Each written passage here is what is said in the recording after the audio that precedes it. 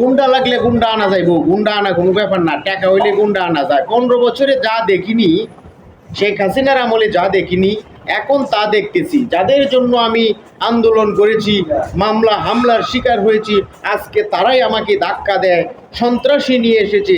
নির্বাচন কমিশনারের সীমানা নির্ধারণী একটি আলোচনা সভায় নির্বাচন কমিশনারের সাথে আপনার বিএনপির একজন তুকুর রাজনীতিবিদ, দীর্ঘদিন যাবৎ বিএনপিকে নেতৃত্ব দিয়েছে, যখন সংসদে কেউ ছিল না, তখন সেই আমি রুমিন ফারহানার কথাই বলতেছি।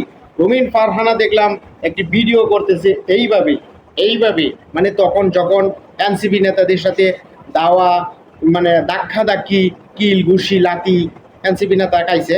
এখন রুমিন ফারহানা বলতেছে গুন্ডা নিয়ে এসেছে, আমরাও চাইলে গুন্ডা নিয়ে আসতে পারি। আর দেখুন, নির্বাচন হয়নি, নির্বাচন সামনে হবে, এই অবস্থায় এই পরিস্থিতিতে নির্বাচন কমিশনারের কার্যালয়ে দুইটি গ্রুপ, দুইটি দলে যদি এভাবে মারামারিতে লিপ্ত হয়ে যায়, নির্বাচন আসলে কী ধরনের ক্ষমতা, কী ধরনের আইন শৃঙ্খলার অবনতি করবে, সেটি একবার এখান থেকে দেখুন।